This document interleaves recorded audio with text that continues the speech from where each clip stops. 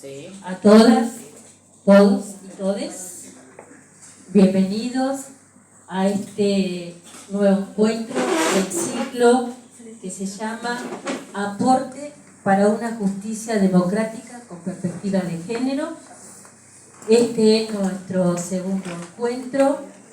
Por supuesto que agradecemos a Radio Caput por todo su apoyo, a la directora que se encuentra aquí presente.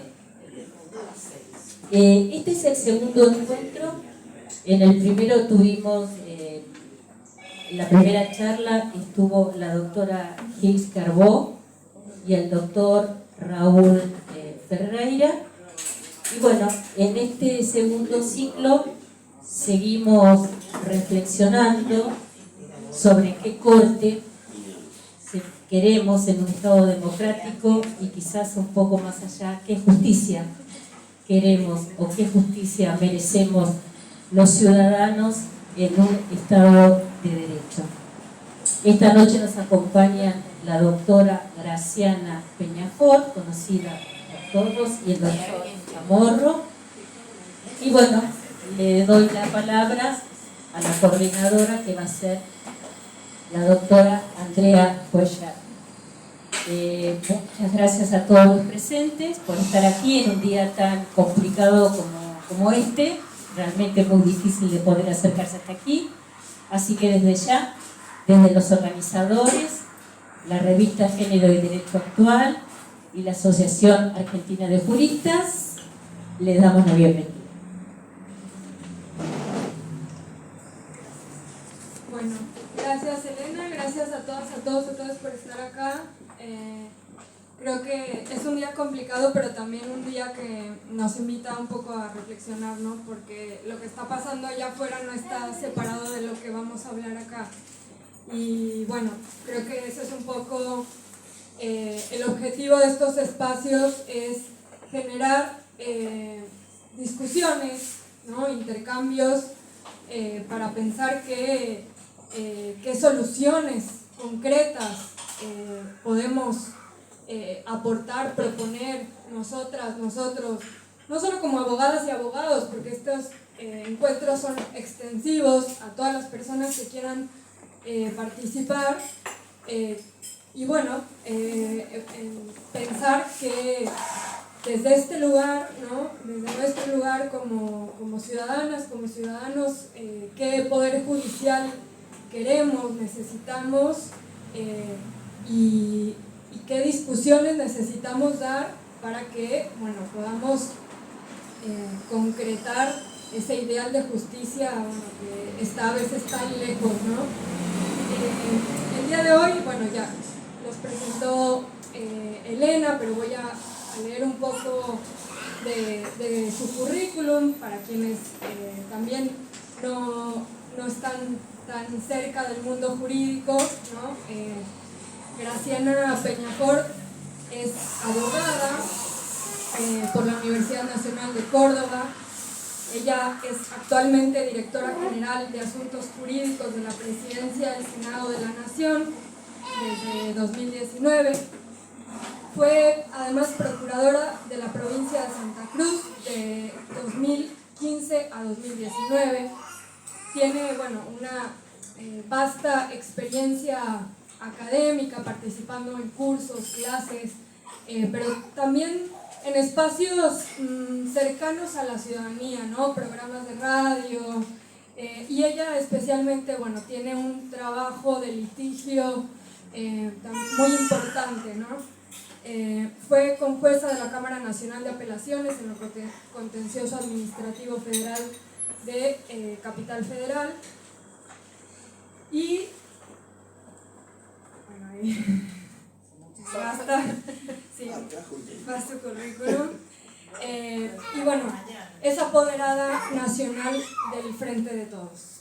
Le paso la palabra a Graciana y le agradezco mucho que haya aceptado la invitación para acompañarnos esta noche. Hola, sí se escucha bien.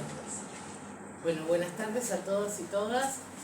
Solo por renegar de la yeta diría a todes, pero prefiero hacerlo comprensivo de lo demás. Primero agradecer la invitación y quiero decir algo, pocas cosas en la vida de un abogado, por lo menos de esta abogada, es más agradable que juntarse a charlar en un café, por lo cual amo la locación, estoy muy feliz de estar tomando café, me encanta este bar, la verdad, muchas gracias por la invitación en un lugar que claramente es muy confortable. Bueno, para arrancar yo voy a retomar lo que dijo Elena, pero voy a decir, el problema no es la justicia, porque la justicia es una virtud cardinal, por cierto. El problema es el Poder Judicial, que son un montón de hombres y mujeres que en muchos casos en este país no hacen lo que deben hacer y las consecuencias las pagamos todos. Miren, hoy fue un día tremendo. Hay piquetes por todos lados, costó un montón llegar hasta acá y imagino que este Poder Judicial que dice que no hay una necesidad donde hay un derecho, les resulta muy fácil sancionar a quienes están hoy cortando las calles en lugar de garantizar algunas de sus necesidades básicas, porque en pleno junio no me parece que sea una actividad de entretenimiento cortar una calle, es una manifestación encuadrada dentro de la libertad de expresión que tienen los ciudadanos, de decir que les pasan cosas y que las autoridades, sean quienes sean, no están atendiendo esas necesidades y no están atendiendo esos derechos. Y a mí me parece que hay una toma de posición de un Poder Judicial cuya cabeza máxima dice que allí donde hay una necesidad no hay un derecho. Que es una mirada del Poder Judicial, básicamente un Poder Judicial que nunca pasó hambre y si lo pasó ya se olvidó. De un Poder Judicial que no pasó frío y si lo pasó ya se olvidó. Pero sobre todo un Poder Judicial divorciado absolutamente de la realidad efectiva de la que atraviesan cientos de miles de argentinos cotidianamente. Y yo lo entiendo, no lo voy a cuestionar. A diferencia de todo el mundo que se queja de lo que cobra el Poder Judicial, yo voy a decir mi posición. Yo lo pagaría gustosa si hicieran lo que tienen que hacer. Porque le pagamos sueldos para tener un Poder Judicial de excelencia. No nos dan un Poder Judicial de excelencia, pero necesitamos un Poder Judicial de excelencia y yo seguiría pagando esos sueldos para que tengamos el mejor Poder Judicial posible.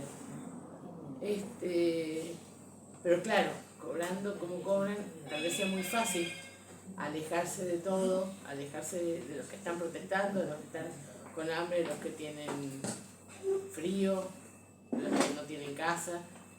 Tal vez sea un egoísmo basado en no poder ver la vida más allá de sus propias narices.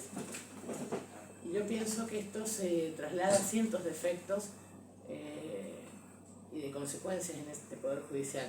Les voy a dar un ejemplo. Yo soy una chica de San Juan. San Juan es una provincia al borde de la cordillera, que en su puta vida vio un poroto de soja, salvo que lo comprara en el supermercado, pero que tiene necesidades estructurales de conectividad para poder comercializar lo que sí produce San Juan. Y está claro que San Juan tendría un interés en que las retenciones, por ejemplo, se asignaran a un fondo de asignación específico para mejorar las condiciones de conectividad del argentino, para que San Juan, que no produce soja, pueda aprovechar esa renta también para poder sacar sus productos. Y está claro que con esta Corte Suprema no tenemos ninguna chance los sanjuaninos de que eso suceda, porque esta Corte Suprema va derecho a declarar inconstitucionales las retenciones. ¿Y cómo no lo va a hacer? Si está conformada por todos señores que son de la región centro o aledaña. O sea, si hay alguien que tiene claro cómo funciona el lobby agroexportador, es un cordobés. Es claro que también lo va a tener clarísimo dos santafesinos y también lo van a tener muy claro alguien de la capital federal.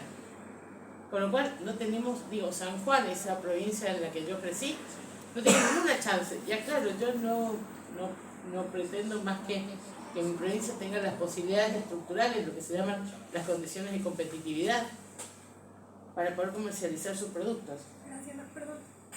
¿Sí te puedes el micrófono acercarlo más? Sí. Ahí está. Bien. Bueno, espero que no se hayan aburrido con lo que no escucharon.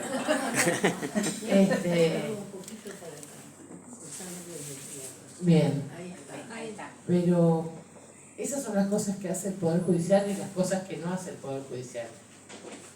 Cada tanto los abogados nos encontramos con estos casos de chicas que habían denunciado la violencia de su pareja, y también nos encontramos con que el Poder Judicial no hizo nada. Y después hacer homenajes, poner placas no sirve de nada, porque esa mujer que pidió el amparo del Poder Judicial no lo tuvo. Yo siempre me pregunto, ¿por qué no lo tuvo? Y tiendo a pensar que ese viernes un oscuro secretario decidió irse antes y dejó la carpeta donde estaba el pedido de amparo de la chica arriba de una oficina diciendo el lunes lo veo, sin entender que en esa carpeta había una vida. Esas son las cosas que hace el Poder Judicial y esas son las cosas que nos tienen tan enojados, por lo menos a mí me tienen muy enojada. Imagino que a quienes padecemos este Poder Judicial también nos enojan mucho. Pero hay cosas que hizo el Poder Judicial que no solo son por indiferencia o desidia, porque frente al fracaso estructural de la institución Poder Judicial, empezaron a actuar como un partido político. Y ahí es donde nos asustamos todos, y créanme que hemos estado asustados, porque este es un Poder Judicial que no solo encarceló gente sin el debido proceso, la persiguió hasta que se murieron. Miren, yo tengo el triste honor de ser la abogada de uno de esos muertos de este Poder Judicial que se llamó Jorge Zimmermann. No solo los encarceló hasta que se murieron, los persiguió, los encerró, los espió, y fue cómplice de una barbarie que se desató con el gobierno de Mauricio Macri y que a mí me asusta mucho la mera posibilidad de que vuelva esa barbarie, porque voy a ser muy crítica en esto. No hemos podido corregir estructuralmente ninguna de las consecuencias, ninguna de las causas que permitieron ese abuso del Estado de Derecho.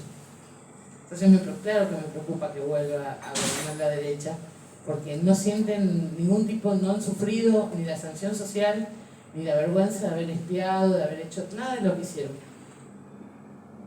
Y van a volver a hacerlo, no me cabe duda. Como ya vienen diciendo las cosas que van a hacer y son aterradoras. Pero no voy a hablar de la derecha, o sí, pero voy a hablar de una cara de la derecha que es la estructura corporativa del Poder Judicial. Lo que yo creo con toda honestidad es que necesitamos un Poder Judicial que funcione. Sé que hay muchas posturas sobre sí, 9, 15, 22, 93 miembros de la Corte. Yo voy a decir lo que siempre pienso. Nunca hubo muchos, fue malo el debate. Yo tengo alguna añoranza de la vieja Corte que armó Néstor Kirchner, donde, claro, a mí no me caían bien algunos que los conformaban, pero asumía que los fallos salían de un debate donde estaban representados, bien o mal, las distintas posiciones ideológicas que discuten las cosas que hacen al derecho. Digo, había un progresista como Zaffaroni, había conservadores como Petraki, pero sobre todo había gente intelectualmente honesta. Lo que pasa ahora es que no son intelectualmente honestos.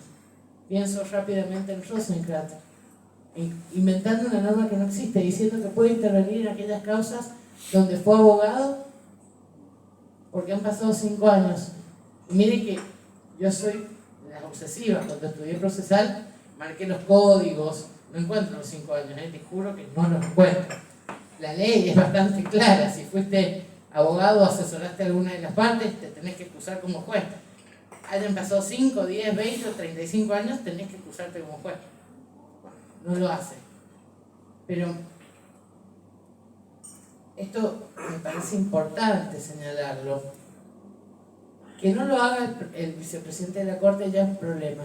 Que ninguno de los miembros de la Corte le marquen esa incoherencia y esa ilegalidad ya es un problema mayúsculo. Eso me preocupa aún más, porque voy a decir una lectura, no la tienen que compartir, pero es mi lectura. El problema del Poder Judicial no son aquellos que actúan mal, son los infinitos números de silenciosos cómplices que deciden no verlo o no decir nada. Porque son esos silenciosos cómplices los que permiten que pasen las cosas que pasan. Lo voy a decir para que se entienda en claro. Yo no le tenía ninguna simpatía a Bonadío, pero no creo que Bonadío haya sido el único culpable. Bonadío fue el nudo visible de un montón de gente que se cayó, que lo dejó actuar, que le convalidó sus sentencias arbitrarias y que ahora no saben cómo desarmarlas. Y ese es el problema del Poder Judicial.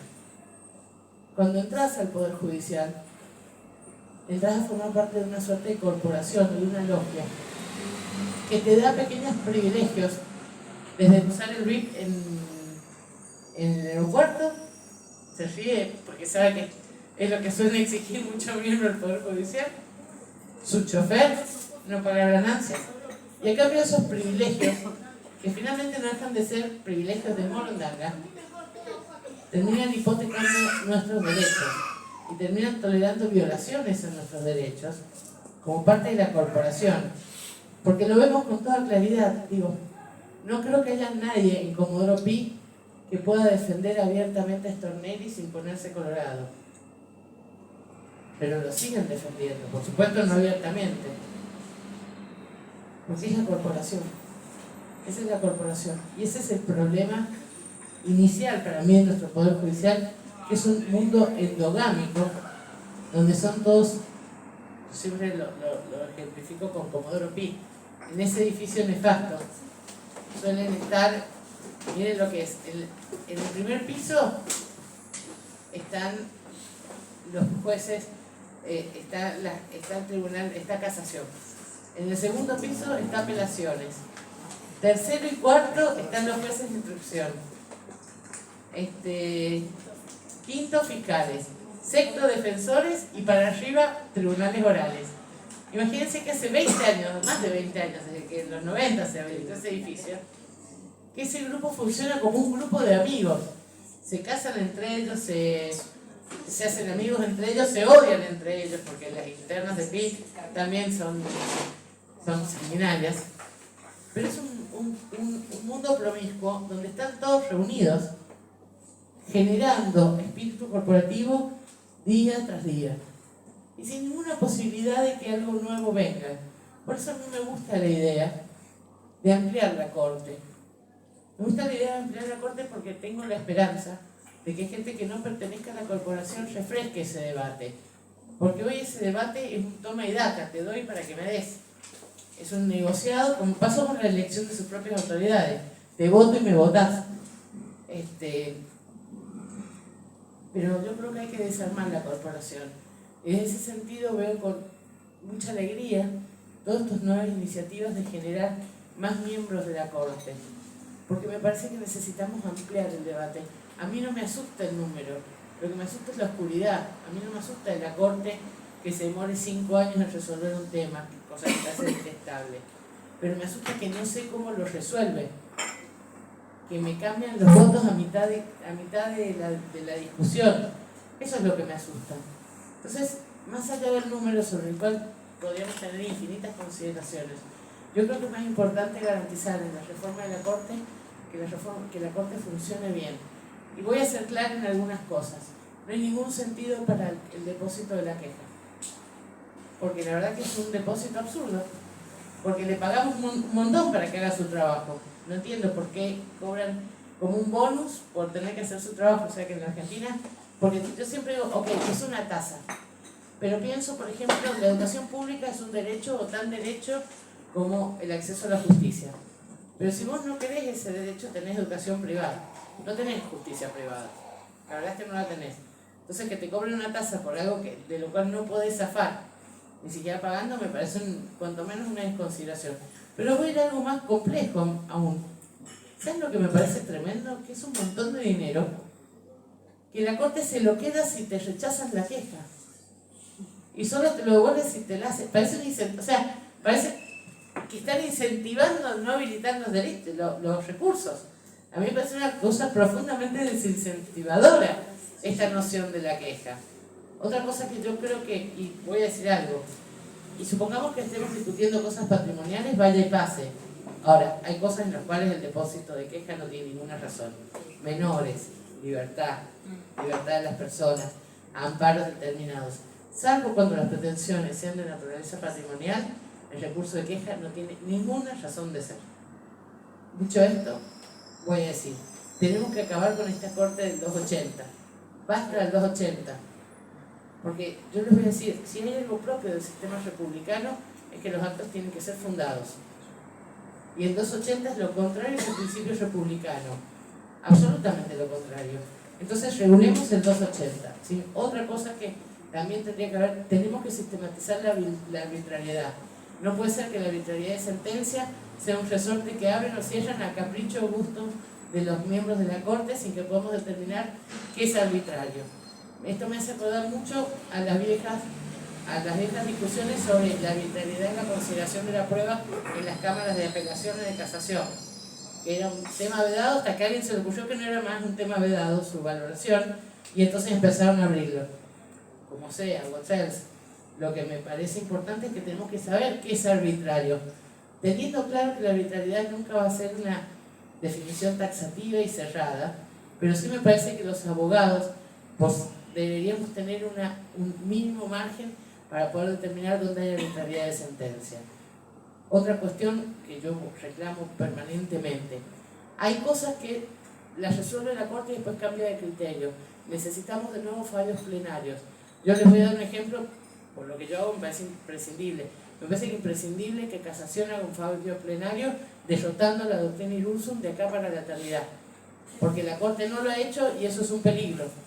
Porque hasta ahora nadie la declaró inconstitucional. Entonces, si mañana cambian los tiempos, va a volver a pasar lo mismo y vamos a volver a tener perseguidos y presos políticos. También creo que es importantísimo que los debates de los acuerdos de la Corte sean públicos, porque aquello que debaten podría eximirse, salvo que por la naturaleza de la causa la misma deba ser preservada, pienso en algunos delitos. Creo que los debates deberían ser públicos a través de actas que podamos conocer los abogados, saber cómo se arribó a esa decisión. Y yo sé que es una exigencia que no le ponemos a otras instancias, pero las otras instancias no son una instancia definitiva. La Corte Suprema sí. Después de la Corte Suprema solo quedan los tribunales internacionales.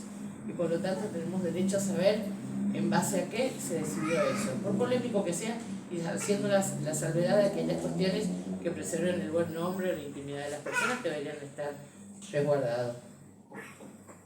También, y con esto voy a terminar, me parece importante un detalle que siempre se menciona dentro de las buenas intenciones y después no se concreta. Tenemos un problema en nuestra sociedad que tiene que ver con la mitad de la sociedad. La mitad de la sociedad es mujer. Yo no creo que la perspectiva de género sea incorporar sistemáticamente mujeres, porque para decirlo con toda honestidad, la aportación de tetas legítima no necesariamente da perspectiva de género. Pero sí necesitamos una formación y una capacitación en perspectiva de género que alcance a hombres y mujeres. Porque los problemas del futuro, los problemas de la sociedad, se van a vincular con aquellas cuestiones que necesitan una perspectiva de género para resolverse. Pienso en temas como subrogación de vientres, pienso en temas como familia poliparental, gracias. Pienso en temas como las violencias, los distintos tipos de violencia que articulan nuestra sociedad. Son todas cuestiones que necesitan un abordaje de perspectiva de género. Y voy a decir, acá estoy moderada, yo a veces tiendo a pensar, y me lo he preguntado muchas veces, si es necesariamente la Corte tiene que ser todos abogados o necesitaríamos que decía gente que nada tenga que ver con derecho, para poder darles esta perspectiva. No lo estoy promoviendo, digo, me preocupa un Poder Judicial y una Corte Suprema que no tenga una perspectiva de género en términos de formación y de entender que los problemas, buena parte de los problemas de la sociedad tienen que ver con la distribución de los recursos, sobre todo con los problemas de los que no exceden esa distribución, y tiene que ver con los temas vinculados a las cuestiones privadas de las personas, que ahora más que nunca son privadas y exentas de la autoridad de los magistrados, pero los magistrados aún así pueden decidir en materia de adopción, en materia de familia, en materia de discriminación. Son todas cuestiones que son los problemas de la sociedad de hoy. Nos pueden gustar o no, lo que no podemos hacer es negarlo. Digo, ¿cuántos de nosotros hemos tenido en los últimos años amigos que se casaron con alguien del mismo sexo, parejas que están adoptando, parejas que han requerido una subrogación de vientre? ¿Cuántos hemos conocido los casos de violencia de género? Todos. Eran problemas que hace 20 años, cuando yo era chica, alguna vez lo fui, no existían, o no tenían la visibilidad que tienen ahora. Necesitamos una corte que esté preparada y un poder judicial que esté preparado para abordar esos problemas y resolverlos más allá de la literalidad de la ley, resolverlos con perspectivas que hagan a que la sociedad se integre mejor. Y para concluir voy a decir, hay algunos temas que también tenemos que sacar porque son un problema de la actualidad. Yo estoy sumamente preocupada en estos tiempos por los discursos de odio, porque los discursos de odio hoy parecen inofensivos, pero generan mucha violencia y legitiman la violencia. Y si el Poder Judicial no puede intervenir de una manera aleccionadora para que se acaben los discursos de odio, lo que vamos a tener son hechos de violencia legitimados por un discurso social que está construido en base al odio. Yo pienso en voz alta las bolsas con los nombres de las madres y las abuelas de Plaza de Mayo. Pienso en los discursos espantosos que escucho a diario, por ejemplo, de boca de Feynman, de boca de Esper. Algo tenemos que hacer. Yo no voy a llamar jamás a la censura, pero creo que tenemos que empezar a marcar y calificar eso como discursos de odio y aplicar estrictamente lo que establece la Convención Interamericana respecto a los discursos de odio. No creo que haya que censurarlos, pero sí marcarlos, sí llevar a un debate crítico y sí explicar sus consecuencias nefastas. Y creo que un Poder Judicial que toma en sorna una frase histórica que el peronismo le atribuye a Evita, aunque sabemos que nadie ha podido constatar que sea de ella, es un Poder Judicial que toma a la ligera los discursos de odio. Porque déjenme decirlo, dentro de las categorías protegidas, tenemos las categorías clásicas, negro, homosexual, comunista, y tenemos las nuevas categorías de discurso de odio. ¿Saben? Hace muchos años en la Alemania nazi, ser judío no era una categoría protegida. Ahora lo es. Bueno, en la Argentina tenemos nuevas categorías protegidas, por lo menos o dignas de protección. Ser pobre, ser mujer, ser carenciado, ser discapacitado. Y también, permítanme decirlo, y esto lo digo porque lo pienso, desafortunadamente, ser peronista. Muchas gracias.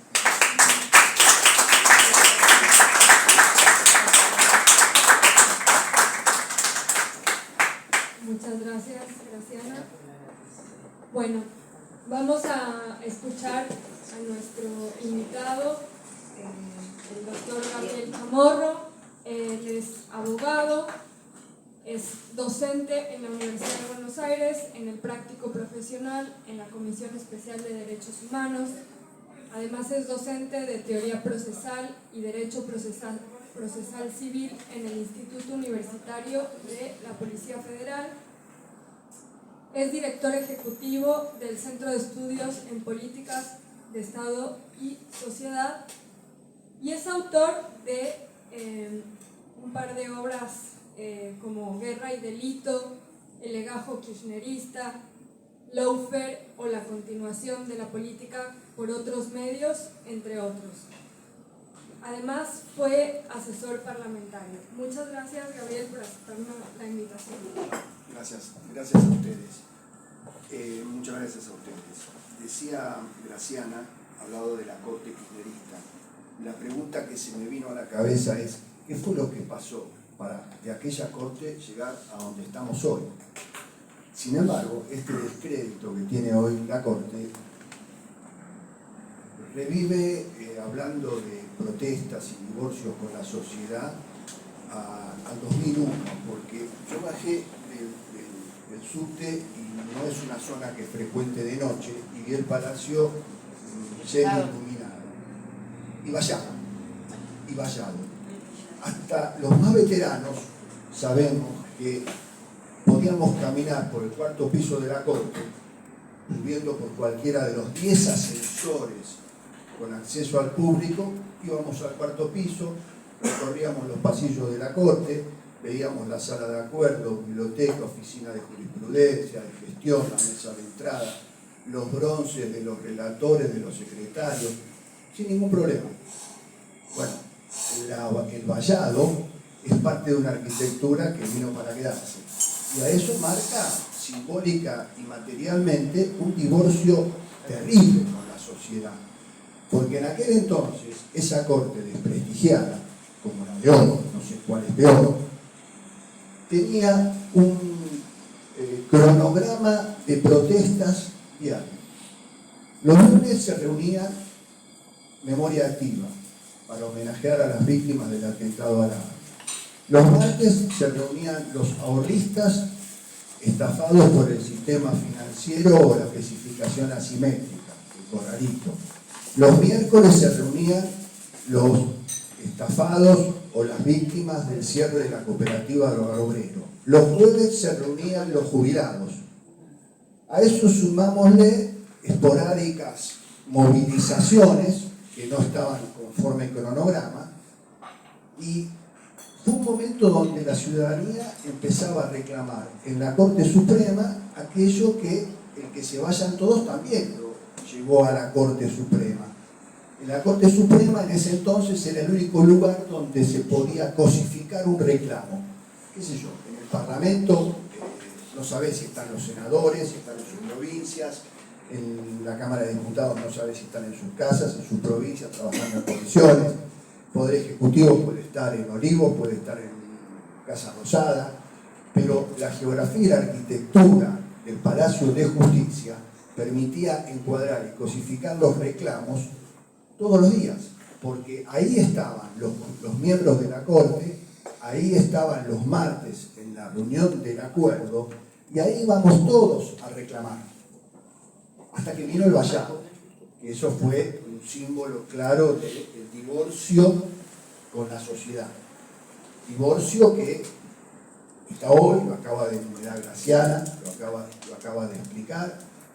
Suscribo ese divorcio y suscribo también el descrédito de aquella corte con esta. Aquella corte estaba tratando de legitimarse, de reconstruir su imagen perdida por la mayoría automática, por haber mantenido la convertibilidad durante mucho tiempo. En definitiva, la Corte tuvo los problemas que tuvo todas las instituciones en el 2001, desde el Poder Ejecutivo hasta la Corte. En el 2001, a mediados del 2001, ya había renunciado el vicepresidente Carlos Chacho Ábalos. En octubre del 2001 ya el oficialismo había perdido las elecciones legislativas, las elecciones de medio término. El Fondo Monetario ya no salía al rescate ni ofrecía préstamos. La crisis se llevó puesta a esa corte también.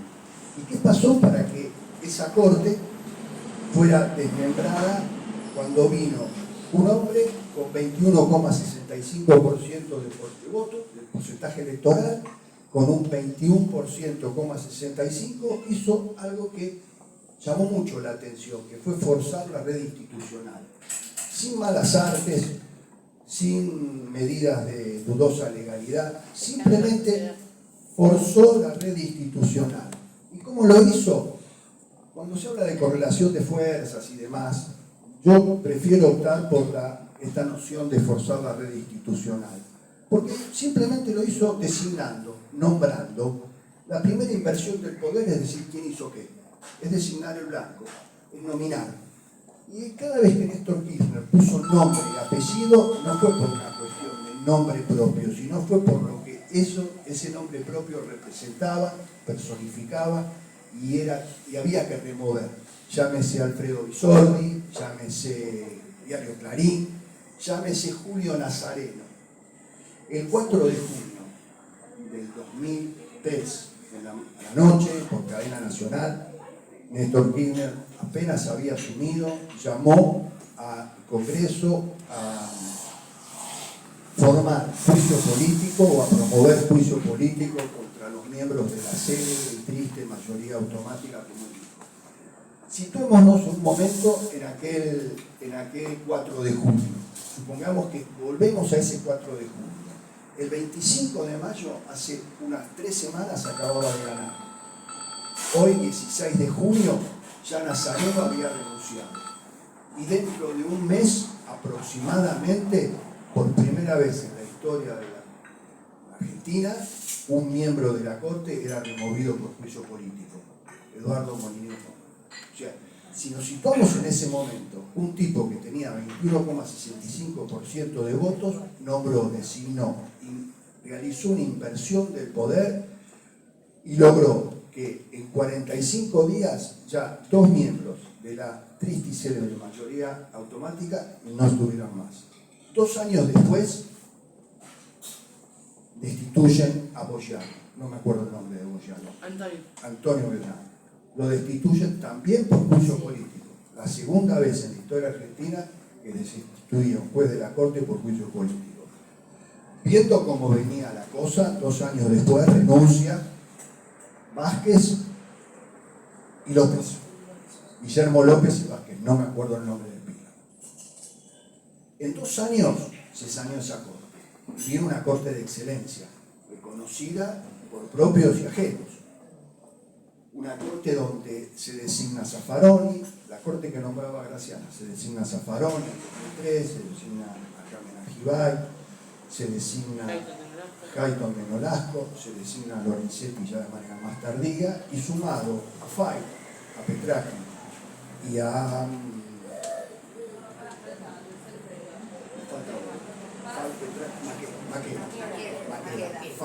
Petrarca y Maqueda, conformaron una corte muy prestigiosa. A eso se le agrega el decreto 222 del 2003, donde el Poder Ejecutivo se autolimitaba las facultades de designación de la Corte, miembros de la Corte, se hacía mediante un acto de publicidad, se objetaban los nombres, la ciudadanía podía objetar los nombres, se publicaban sus antecedentes, y así con esa Corte reconocida, muy prestigiosa, hubo un periodo de cierta estabilidad y armonía, y vaya a saber por qué razón terminamos hoy como terminamos.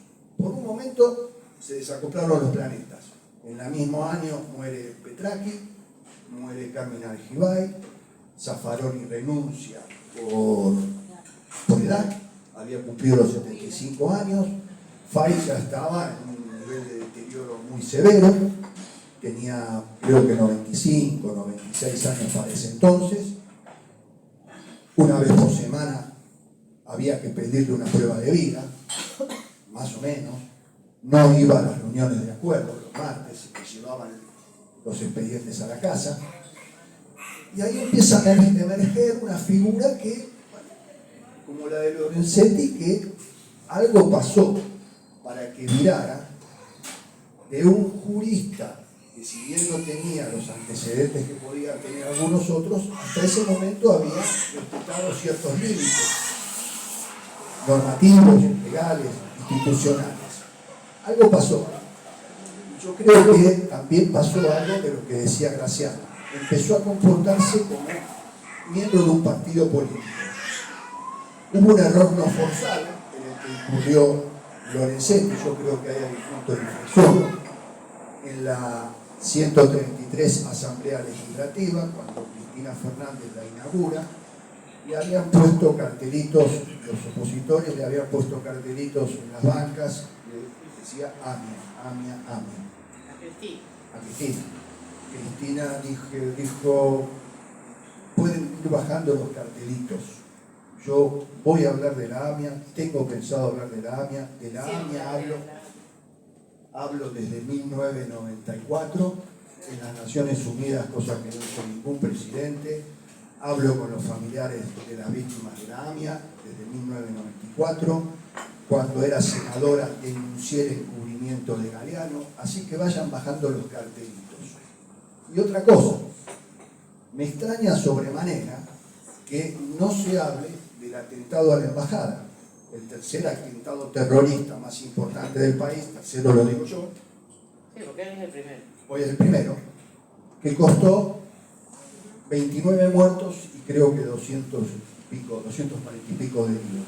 Y se me extraña que la embajada, el Estado de Israel, no reclame por el atentado a la embajada de Israel, como reclama por la AMIA. Me parece muy bien que reclame por la AMIA, pero ¿qué está pasando en la Corte con esa causa? Porque como la embajada israelí era territorio israelí, la competencia originaria le correspondía a la Corte. ¿Qué está pasando con el atentado a la embajada? ¿Qué me puede decir algún miembro de la Corte qué es lo que está pasando? Si hay alguien investigado, si hay procesados. A las 48 horas nomás, Lorenzetti cometió un error no forzado. Terrible error, terrible error. Nunca en la Corte se pudo ver un error semejante, decir, el caso de la Embajada de Israel ya fue juzgado en 1999 y condenado a los autores, que fue Hezbollah, y lo condenó un tribunal, la Corte, con una composición distinta a la nuestra. O sea que es cosa juzgada y no podemos hacer nada. No era un caso de Gabriel Chamorro por un accidente de tránsito que interpuso un recurso extraordinario con pretensión de habilitar la Corte. Era de atentado a la Embajada de Israel. 24 horas después, el sitio oficial de la Corte sí salió a desmentirlo sutilmente, edulcoradamente, diciendo que se seguía la investigación, que no era cosa juzgada, que no había autores todavía identificados, que no había sido el Hezbollah y que la Secretaría 7, el doctor Carnevali, todavía estaba tramitando esa causa. Yo creo que ese fue un punto de inflexión, donde alguien hace un juramento y dice, esta no se la voy a dejar pasar, porque tras de eso empezó una sucesión de actos, de declaraciones, de manifestaciones y de prácticas que llevaron a la doctrina Iruzú, como decía Graciana, que fue de autoría intelectual de Lorenzetti. Entonces mandó ya, los jueces no gobernamos, pero somos y estamos destinados a ponerle freno al poder político. No, los jueces no están destinados a ponerle freno al poder político. Los jueces tienen que dictar sentencias conforme a derecho. Y después, las consecuencias las evaluaremos los no jueces o las evaluará el poder político en su caso. Inauguró el año judicial con un video, exactamente, con un video de hechos presuntamente impunes en la Argentina, donde estaba la muerte de Nisman. Presuntamente impune. Acababa de morir Nisman, estaba en plena investigación. Y él dijo que era un hecho impune en la Argentina y estaba rodeado de la esposa de Nisman y de las hijas de Nisman. Tenía que investigarlo. Es cierto que la muerte de Nisman se llevó todo puesto, atravesó todo, perforó todo, todo pasó y cambió a partir de la muerte de Nisman.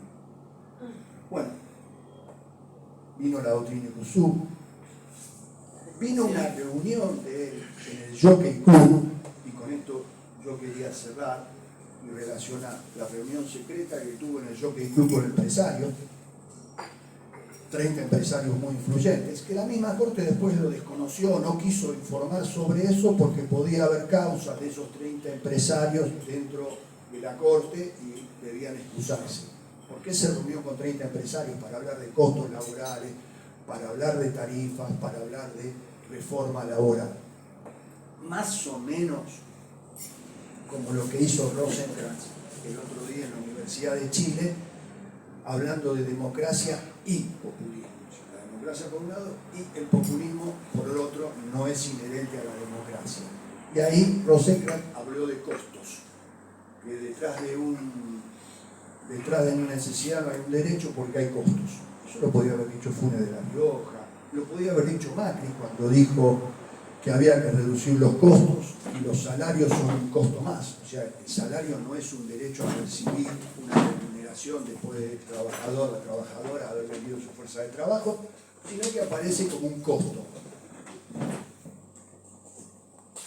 Pagani, el CEO de Arco, una empresa monopólica en la producción de alimentos, dijo el otro día también, el número de 5 miembros de la Corte está muy bien, es un número que garantiza la independencia. Eso es fetichismo.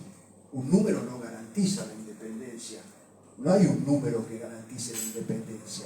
Lo que no se animó a decir Pagani no es una cuestión de número, es una cuestión de nombres. Estos nombres a nosotros nos garantizan nuestros negocios. Y la independencia que pretendemos es independencia del peronismo, es independencia de los derechos humanos, que sean independientes de los sectores vulnerables y del debido proceso. Ahora, toda esta secuencia que lleva a errores internos propios o a decisiones propias de Lorenzetti, que me olvidé decir también, se rodeó, se jactó de sacarse una foto con Moro y Bonadío, ¿no? Dos símbolos del lawfare. Moro, la operación de Lavallato se desmembró, desapareció, fue un papelón, está manejando un Uber en Estados Unidos, poco menos. Y Bonadío fue otro emblema de toda esta secuencia, más los fallecimientos que hablábamos, las renuncias y demás, llevaron a esta corte. Pero por eso yo quería rescatar el tema de forzar la red institucional. Esto es lo que me parece que hay que hacer. Sin malas artes, sin actividades de dudosa legalidad, es necesario nombrar, designar, invertir la relación de poder a través de forzar estas redes institucionales. El 280 es un problema que habría que resolver. Que no tengan plazos es otro problema que hay que resolver. Porque hay un problema normativo y un problema funcional. El problema funcional es que sean casi vitalicios. Y el problema normativo es un 280 y que no tenga plazos. ¿Por qué no van a tener plazos? ¿Por qué no van a tener que fundar una sentencia? Los abogados tenemos plazo. Todos tenemos plazos. Todos tenemos plazos. Y ellos no pueden fundar una sentencia y no tienen plazos.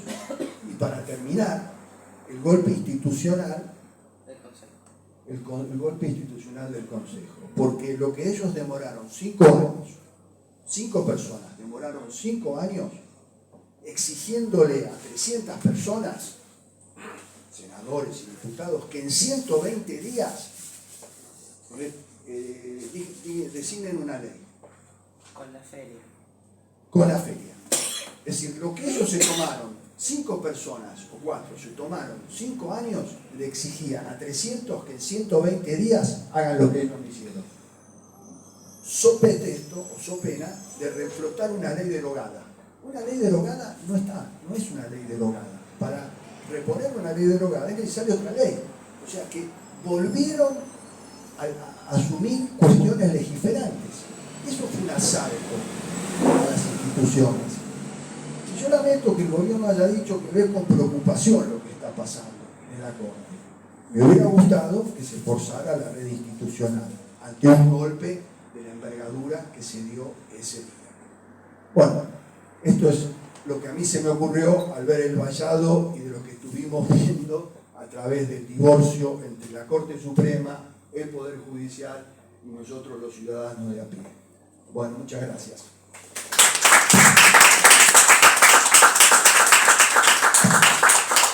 Muchas gracias, Gabriel. Bueno, queda abierto el micrófono para quien quiera hacer algún comentario, pregunta, reflexión, aporte.